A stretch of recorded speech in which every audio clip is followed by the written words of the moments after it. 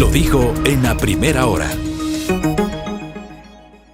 Muy bien, recta final de la primera hora. Hoy, 8 de febrero, es considerado el Día de la Internet Segura. Hablemos justamente sobre lo que significa la Internet. Está claro que la Internet ha cambiado nuestras vidas, la Internet es parte justamente de nuestra cotidianidad, pero siempre discutimos las seguridades que debe tener la Internet. Roberto Falconi está con nosotros, él es especialista en ciberseguridad. ¿Cómo le va, Roberto? Qué gusto, bienvenido. Muy buenos días, Fabricio. Un gusto estar aquí con ustedes y un saludo para todos los teleoyentes. Gracias a usted por la gentileza. Estamos en este diálogo en señal de radio y también con nuestra transmisión en simultáneo por la internet, por Facebook Live y también por nuestro canal de YouTube. O sea, este programa es una demostración justamente de los avances de la tecnología utilizando la internet. La pregunta es, ¿se puede lograr una internet totalmente segura? ¿O eso es una quimera? ¿Ese es un ideal imposible de alcanzar en el mundo? Justamente sobre la base de lo que significa la Internet y la seguridad, Roberto.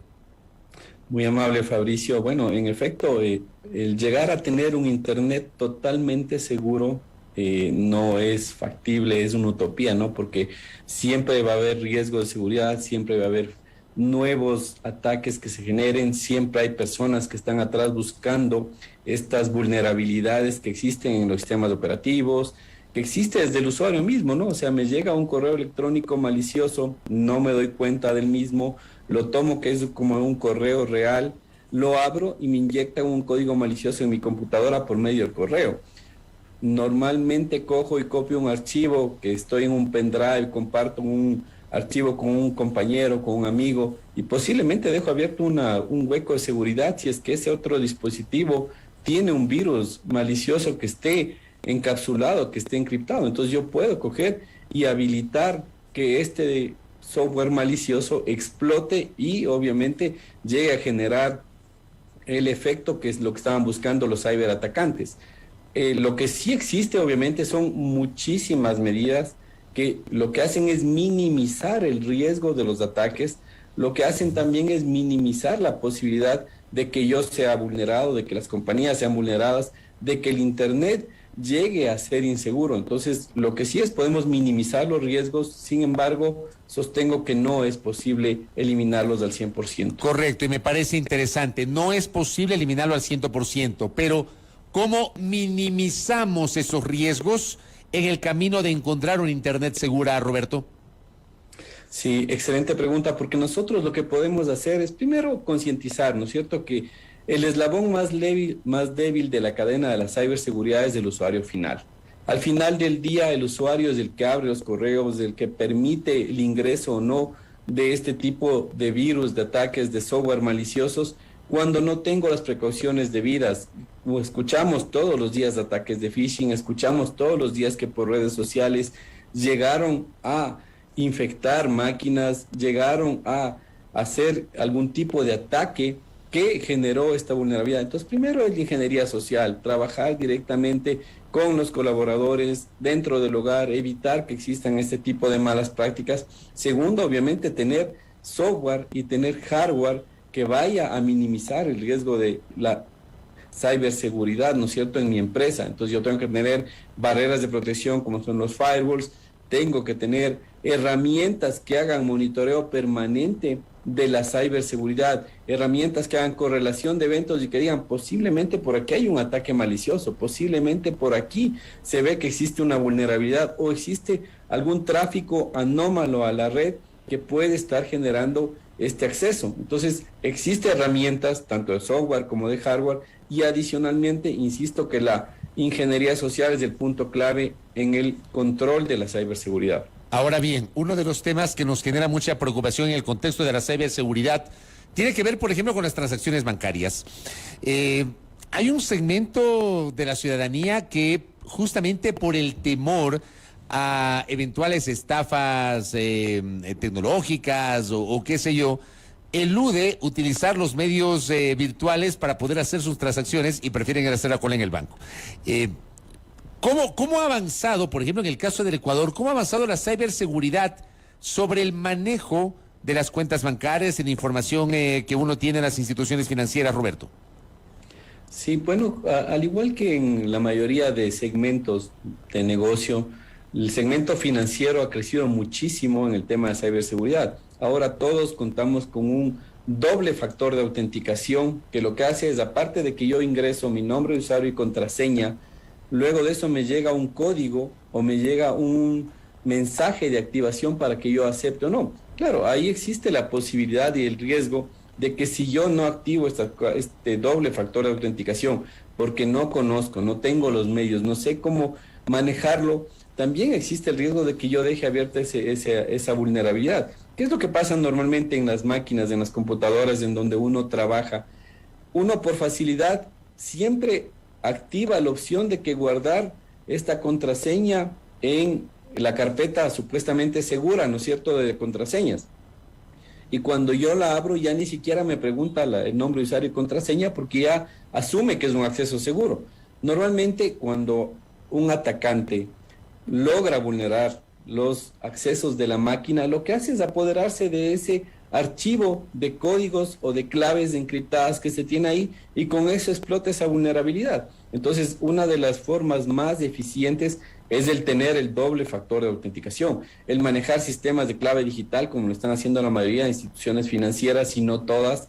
Y también yo creo que viene un factor muy importante que es de la superintendencia de bancos, deben generar que todas las instituciones financieras manejen sistemas seguros como estos, doble factor de autenticación, clave digital, control de acceso extendido, ¿no es cierto?, para que nosotros podamos tener alguna seguridad. Ahora, ¿qué pasa? Hay un segmento de la población, y qué pena mencionarlo, que seguramente no tendrá acceso a estos medios digitales o por desconocimiento, porque ya estoy fuera del segmento que manejo tecnología, o posiblemente porque en el sector donde yo vivo habrá muchas cooperativas de ahorro y crédito pequeñas, tal vez no llegue ni siquiera la señal de forma correcta de internet, y cómo voy a generar ese doble factor de autenticación. Entonces existe una vulnerabilidad todavía grande, que esta brecha digital tiene que irse cerrando en base a lo que el gobierno también promueva hacia las instituciones públicas y privadas, hacia los service providers, el cerrar esa brecha digital. Aquí recibo un mensaje de una querida amiga, Tania, que dice: no hay seguridad en las entidades financieras, cita el nombre del banco, una empresa del exterior me sacó plata de la cuenta, y lo peor es que el banco dijo que tengo que esperar 5 meses. ¿Cómo una empresa del exterior le saca a alguien plata de su cuenta? Sí, bueno, justamente es por el mismo hecho de la vulneración de las claves, ¿no? Uno, obviamente, para generar primero el acceso a una institución financiera, tiene que ingresar con un nombre, usuario y contraseña, que uno es el que genera y lo firma con el banco. Después de eso, para yo generar una transacción, siempre me piden un factor de autenticación. Ahora, no conozco y tampoco, obviamente, puedo hablar muy a nivel general. Sin embargo, que tal vez existen estos riesgos o estas vulnerabilidades que estas instituciones financieras están dejando abierto, en el cual yo no estoy confirmando si esa persona lo realizó o no lo realizó. Además de eso, llama mucho la atención, y uno de los puntos importantes ahora es que las direcciones IP, los rangos como uno se identifica dentro del Internet, son por países. ¿Qué es lo que ha sucedido actualmente? Y hemos estado trabajando también en ciertos foros sobre este tema. Es que las transacciones, cuando vienen de direcciones IPs que pertenecen al Ecuador, son transacciones que posiblemente resultan un poco más seguras.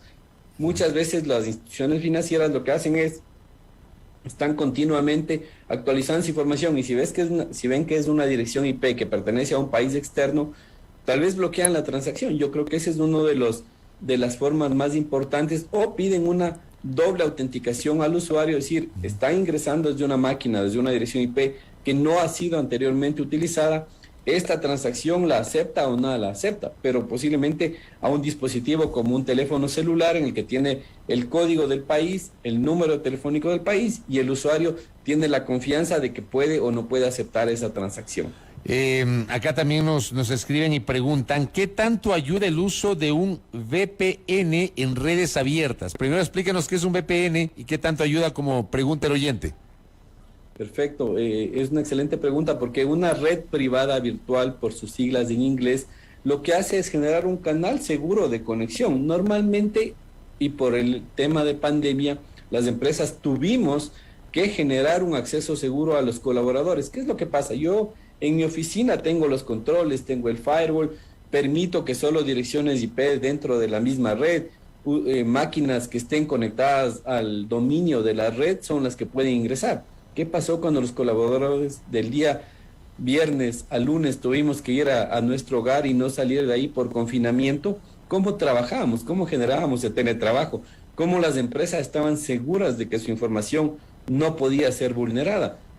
Este término, las redes privadas virtuales, tiene en operación muchísimos años, 20 años ya trabajando redes privadas virtuales, y muchas empresas aún no lo tienen establecido. Sin embargo, tuvimos que, la mayoría de empresas, habilitarlas, este canal de conexión seguro que permite que sea una conexión entre dos puntos de forma encriptada, de tal forma que nadie más puede ingresar a ver esa información. O si la vulneran, no van a poder, o no hay forma de que esa información sea visible o sea visualizada. Entonces, trabajar con redes privadas virtuales me parece a mí que es uno de los primeros focos de seguridad sobre lo que las empresas y nosotros como también personas independientes deberíamos enfocarnos. Ahora, claro, tenemos que tener un servidor de red privada virtual y un usuario de red privada virtual para poder habilitarlo. ¿Y esto se puede implementar en la casa? Porque, por ejemplo, acá también David Alomoto nos escribe y dice, si en la casa también es recomendado poner este tipo de seguridades. Siempre y cuando vaya a tener una conectividad con otro ente externo, ¿no es cierto? Si yo voy a generar y tengo mi servidor, por poner un ejemplo, tengo un emprendimiento y tengo mi servidor con mi base de datos, con mi archivo de usuarios, en un servidor que se encuentra en la nube, entonces lo más seguro es habilitar una VPN entre ese servidor y mi computadora desde donde estoy haciendo las transacciones. Si es que no me sirve de mucho tener habilitada una red privada virtual, si es que no voy a tener ese tipo de interacción cliente-servidor. Correcto. ¿Qué otras recomendaciones en la casa? Digamos... Bueno, obviamente primero tener un antivirus actualizado. Ya. ¿Qué tipo de antivirus, por ejemplo? Hay esos antivirus gratuitos. ¿Esos no son recomendables o sí? Hay muchos antivirus gratuitos que tienen muy buen control justamente de virus o de atacantes o de malware que se conoce como el software, ¿no es cierto?, que viene encriptado. Sin embargo, hay una mala práctica que es no actualizar el tema de las firmas digitales, que obviamente lo que hacen es, estas firmas digitales cada cierto tiempo se actualizan y dicen, hay estas nuevas vulnerabilidades y voy corrigiéndolas.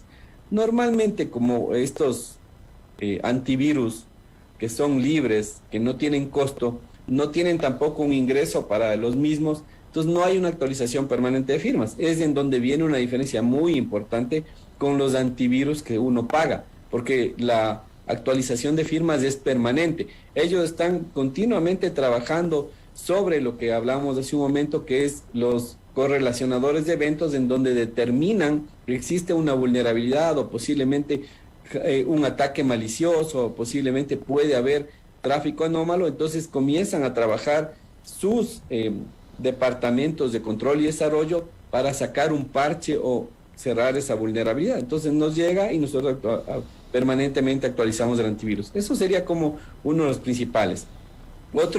Otra de las recomendaciones es tener un sistema operativo que tenga licencia, sea licenciado. Es decir, muchas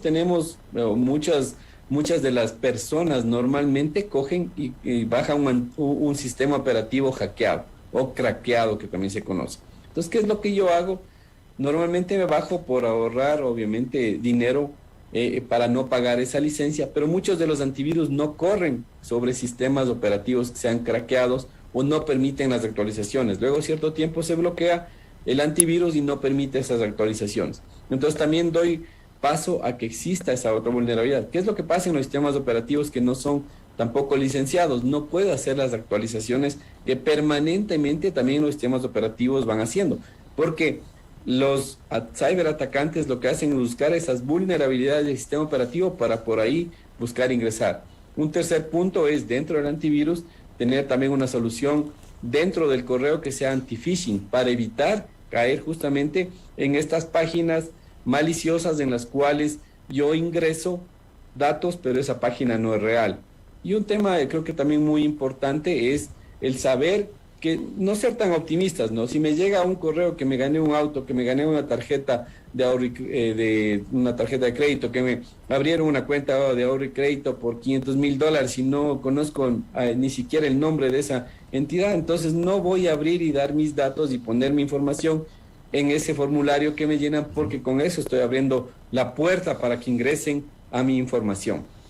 Correcto, Roberto. Muy interesantes estas recomendaciones que usted ha generado en esta mañana, en un país en el que todavía nos falta mucho por aprender en los temas del manejo tecnológico. A propósito de la conmemoración de hoy, el Día de la Internet Segura. Gracias, Roberto. Que tenga un buen día. Muy amable, Fabricio, y un gusto. Gracias a Roberto Falconi, especialista en ciberseguridad, conversando aquí en A Primera Hora con algunas recomendaciones sobre el manejo de la Internet segura. Hay que tomar en cuenta aquello. Primera plana. Todas las noticias, todas las voces.